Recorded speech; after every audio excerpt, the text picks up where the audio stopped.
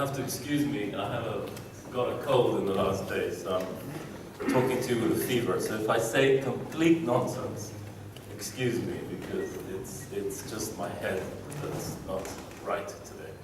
I'm speaking in English, although many of you know I speak a very bad Italian, but I was given permission to stay in English this time, so I will do that, because what I want to pass on to you are a couple of things that I think matter. Can I get an idea of who's in the audience now? How many of you are foundation people?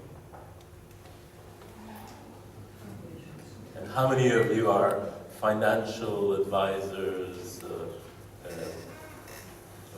Okay. Great. Thank you. I hope this is going to be interactive. They haven't given any time for question and answers. So if you feel I'm saying something really stupid, put up your hand and I'll stop. And we can have a conversation. How many of you know the European Foundation Center? Know anything about us? Okay.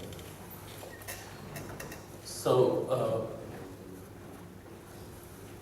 right, foundations. Let me talk a bit about foundations first. They are extremely diverse.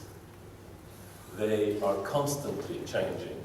So the fact that people are surprised that foundations change the way they work, or how they relate to a context, is actually surprising, because they're forever changing. It's just that they're changing all the time in very, very small ways. The ecosystem's always in flux. And they are very context sensitive, they are responsive, they are very driven by relevance, they're obsessed by autonomy. You know this in Italy. They want to be autonomous, they want to be independent. It's an area that creates complications when you talk about collaboration. They are private or privatized actors. Many of the Italian banking foundations are essentially privatized institutions, which means essentially the state has chosen to create this vehicle, which is an incredible starting point if you compare this to the United States, for example, where foundations and governments are at war with one another. And you have morphing. Morphing, I tried to look it up to get an Italian word for morphing. I didn't find one. But morphing is the norm. And I tried to write an article for a book that Pier Mario Bello, who used to be the Secretary General of Cariplo, put together called Managerialità nelle Fondazioni di origine bancaria. And I was trying to look at the case of Italian banking foundations and how there were changes within that group of 89 foundations that were created by fiat, by law, overnight. How have they changed? How have they morphed? How did this governance change? How did their grant-making practices change? How did their work with programs change? Even the Italian banking foundations that are only, 15 years old, 16 years old, have changed enormously. And Professor Lucretia told us that at the end today. The EFC is a platform and a champion for what we call institutional philanthropy. And it has about 230 members. We have about 100 affiliates, some of whom are advisors and people who are helping families manage their wealth and so on. And we have a building, you see it in the background, called Philanthropy House, which is a mission-related investment that 6 European foundations put together, where they took €1 million each from their assets, bought the building, did it up, and are renting it to us at a reasonable price. They've been making, the building has appreciated since we got it 3 years ago, but moreover, they're getting something like 5.3% return on the 2 floors that they're renting at market rates. It's a good mission-related investment. We have a bird's eye view. We have European, we have US, we have a global focus on Europe. We focus on Europe, but with an eye to global philanthropic landscape. We have American members, we have African members, we have Asian members, we have something like 95% of the membership is European. We have a bird's eye view of what's going on in the foundation world. I hope to share some of that with you today.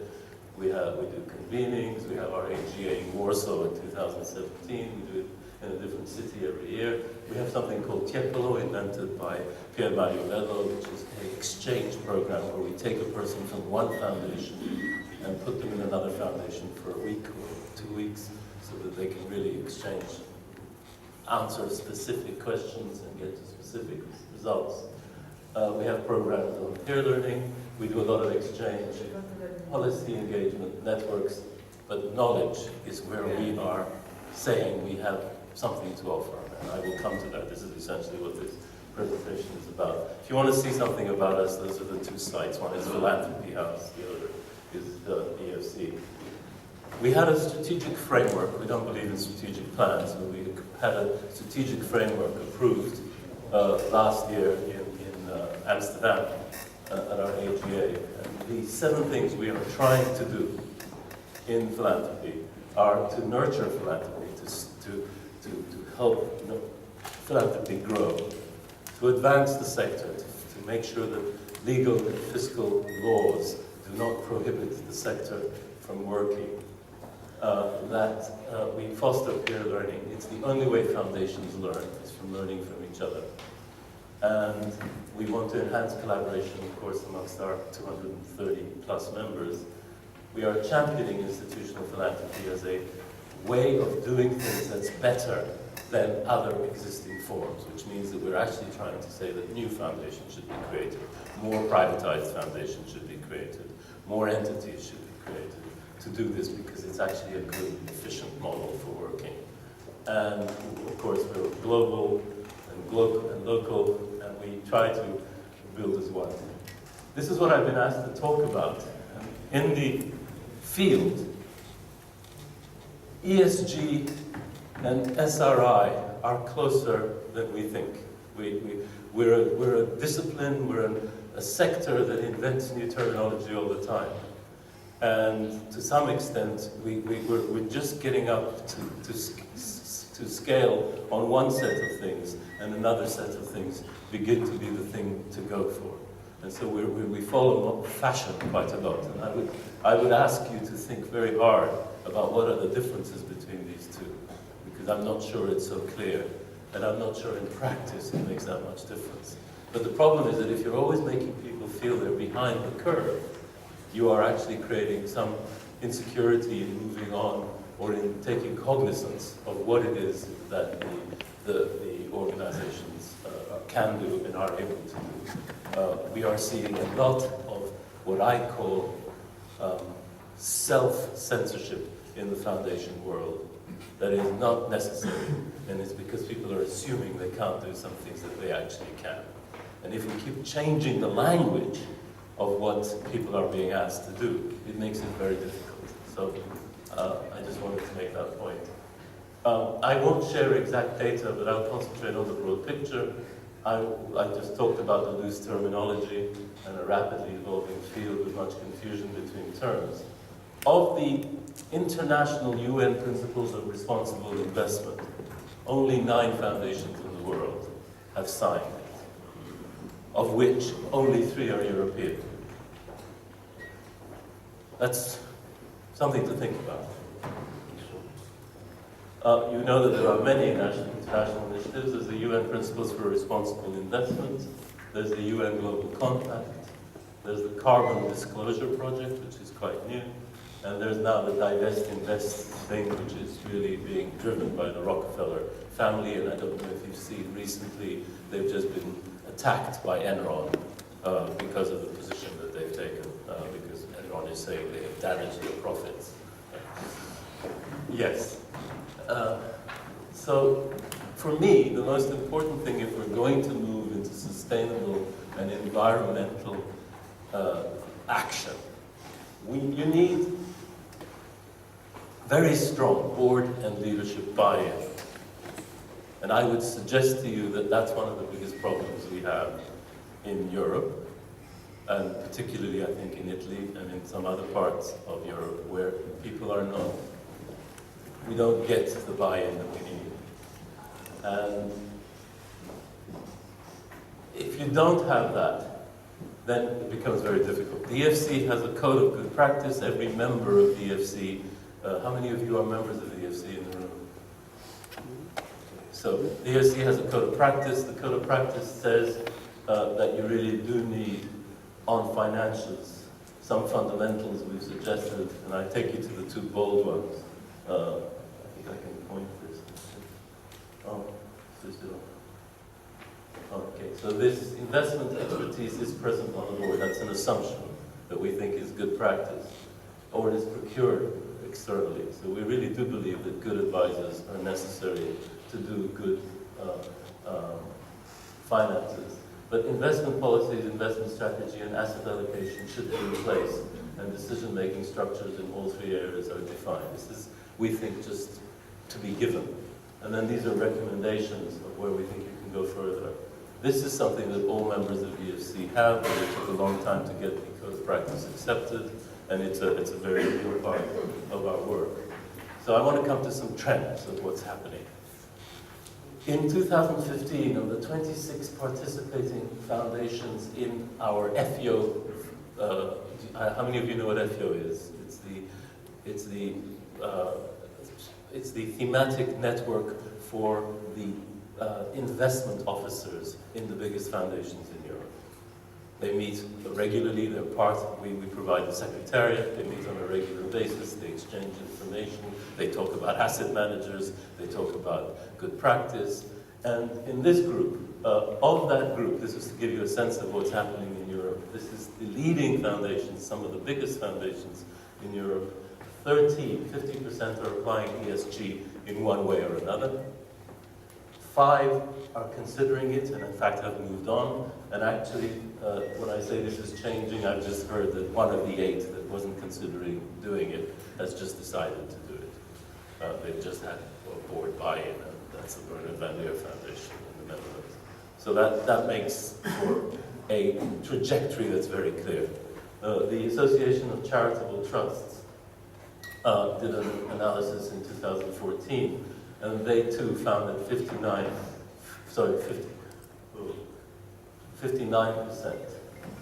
had an intentional investment policy in place. And that's telling you what the trend is. But even in the UK, not everybody's buying this, not everybody's doing it. My sense is that every time I go to another European country, the sense in the foundation world is that they are behind the others. It's a funny thing, because I don't think that's always true. And I'm not entirely sure Italy isn't doing some really interesting things, and I will come to that in a minute.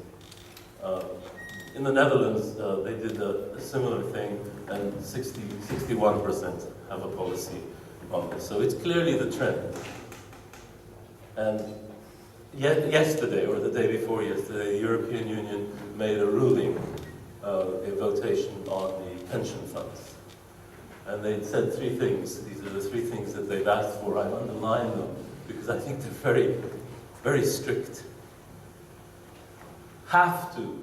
Environmental, social, and governance factors have to be considered in investment decisions, and their practical implications should be disclosed in regular reports. This is a must, not a can-do, want-to-do for pension funds. Second thing is IORP risk assessments have to cover risks related to the depreciation of assets due to regulatory change, but they, especially as an answer to tackle climate change, dealing with stranded assets. This is fundamental change that's coming, and it'll impact on all of us, frankly. And the last one, which really I'm still very ambivalent about, is the text clarifies that a fund manager is still a prudent person and cannot be taken to court if he or she makes decisions that are not purely based on financial risk returns, but include ESG risks. That means if you're doing ESG, you're covered, you're insured, you're immunized. What does it mean? This is very worrying. So I'm just putting it in front of you because this is the text that was approved by the Parliament on pension funds. Now, I want to come to somewhere else. I want to share with you a tool that the EFC is developing, which I would like very much to have you participate in, sign up for, or whatever, call it what you like. We have a way of being really oblivious to the facts. Again, Professor Lucrezia was giving examples of that in the banking sector and in the reality of what's happening in Italy. but we are oblivious to find it. This is we have 30 members of our governing council. That's the governing council that runs the EFC. It changes all the time, there are elections and so on. At the moment we have 30, and we just did a quick analysis of how many of those are just grant making, do nothing but make grants. 3. How many are operating only, do no grant making at all? 2. The vast majority, 25, are doing both. They're doing diverse things. They are doing things differently. But when you talk to our sector, how many of you are familiar with this slide? This is the slide used by venture philanthropists to explain the inefficiency of grant making in foundations. So this is where foundations are. The implication is foundations are only interested in impact. They're only obsessed with grant making. They are not long-term in their thinking. They're not strategic. They don't get their hands dirty. They don't get involved with their grantees. They don't create institutions on the ground. That's the implication. And we've been living with this model for about 10, 15 years as people have been propagating the idea that this is passé, it's old, it's not efficient, etc. And that this is where the exciting stuff is happening. But this is looking only at one variable, and it's giving the impression that business and social investment and venture philanthropy is of the same scale as philanthropy. In fact, this is the biggest sector. It's almost infinite, it's business. And this is also much bigger than that. But it gives you this static picture, and it's looking at only one variable, which doesn't work for us. So what we've done is we tried to go to this, where we put family foundations, the different kinds of foundations on one side, tried to show a sense of the scale. But we weren't satisfied with this, so we've, at the EFC, developed a tool we're calling the EFC IP tool. It's the SF there because of the strategic plan, but IP being institutional philanthropy. These are variables that matter to foundations. So what we've done is we've taken what do people do with resources, what do they do with the use of assets, how are they governed, what are their values and their strategy, how do they think, what's their theory of change, what's their impact and their relevance socially, and what's the public good that they're trying to do. These are the things we want to monitor, and these are variables that are independent. But you can do predictive work with this, because it can predict what kinds of foundations are doing what kinds of things, what kind of governance relates to what kind of programming that is being done, what kind of grant making is being done. There's actually a way in which these things are actually interrelated.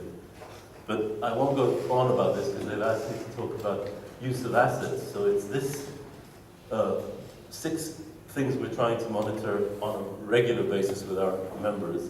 And those are the 12 things that we think it breaks down to. This may change over time, but for now this is what we're doing.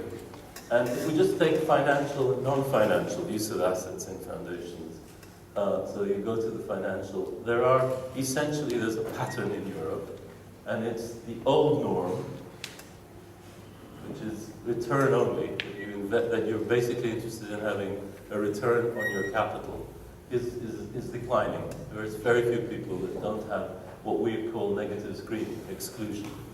This is growing enormously, and it's becoming something that's actually passé in a way, because more foundations are taking on applying ESG criteria on the entire portfolio. Selection, positive screening. So moving from negative screening to positive screening.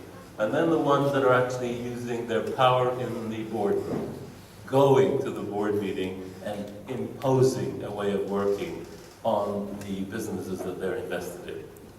And this is also growing. And of course, the new black, the social investments to advance public benefit goals by the creation of new entities or vehicles with both assets and grant funds.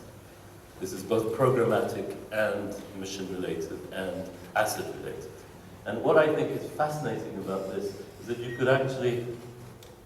could reverse it. You could double it. If you look here, you've got essentially the program work, where you've got the just giving exclusion, selection, and how we've evolved our grant making or our operational work, our influencing or our operating businesses, the Bosch Foundation, the Carlsberg Foundation, etc., and the people that are creating new entities. And so Italy, for example, on this score does very well. Fondazioni con il Sud is an example of a programmatic entity being created by a group of foundations, and Italy has a fair share of these. So programmatically, if you take a programmatic shift between just giving and creation of vehicles, Italy's doing pretty well. It's not a leader in the field, but it's doing okay. And here is where I think maybe some of the problems are. There are problems of no coherence, really, with the establishment of a privatized institution, where I think there was a misunderstanding what asset maintenance meant, to be honest. I'm being very frank. But if you're obsessed with keeping the value of the money because that's what you've been given, you have a big problem in a world that's a capitalist world. This is not nuclear science. So I just want to say to program things. This then is the last slide I'll show you so you can relax. This is 30 foundations, not taken at random. We've taken them for specific reasons. In each area of work, these are foundations that are doing exemplary work. They're each of them in their own way an example of a sterling first-class operation. What I've done is just showed you how many are using more than one instrument for their financial work. So if you take the Barrow Cadbury Foundation, this is a British foundation, it's using all four. It's using exclude, select, influence, and creation of vehicles. If you take the Gulbenkian Foundation, which is a very big Portuguese foundation, they're only creating vehicles. They are creating, Mr. Gulbenkian was Mr. 5%. He owned all the oil fields in Iran, and therefore they started essentially with a very heavy commitment to oil. They're not thinking about moving away from that. But they are creating very different entities. In fact, they're even creating entities in other countries. They have an office in London, they have an office in Paris, and now they just opened a financial office in Amsterdam. So very interesting things happening with a very traditional foundation over here. Compagnia di São Paulo is doing all three things, not four, but three. So they are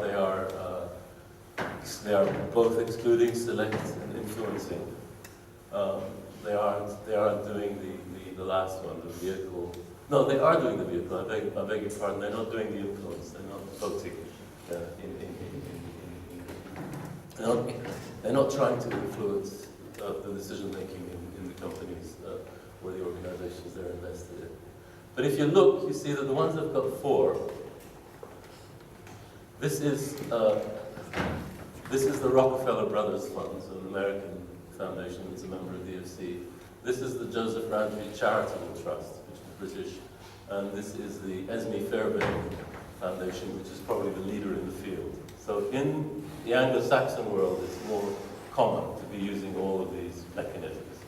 In Italy, you have Casa di Risparmio di Padova, Rovigo, doing essentially exclude.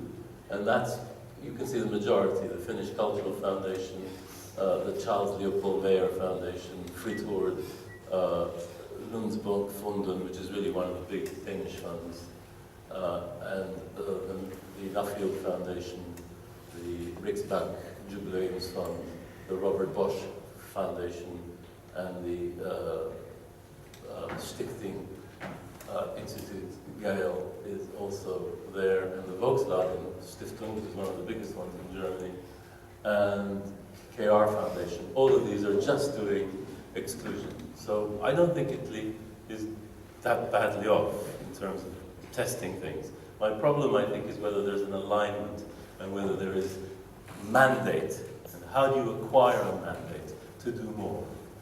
And in a context where the crisis is so profound, I thought the presentation earlier really spelled it out. What are we going to do to make sure that people have the freedom and the liberty to use new instruments? And as I said right at the beginning, foundations are ready to do those things. They need a board that lets them. They need an attitude that says this is risk capital that foundations need to use. And we need to test things. Some things will work, some things won't work. We need to be more comfortable with not failure, but with experimentation. And we are not. We don't know, we don't use the language of experimentation, which is why I go back to this model. We need to figure out what are the variables that seem to work, that make foundations really powerful players. And our business is to promote philanthropy, and therefore we need to understand the animal better and not treat it as a simple grant maker, not grant maker, getting involved in making grants with grantees or not. So this is really what I wanted to say. I'm going to say this. I've written this in an article which I called The Philanthropic Concierge in Alliance magazine 6 years ago. And I was criticizing some of the people that are advising the seriously rich people in this world about what to do with their philanthropic work. And so I wanted to share this with you.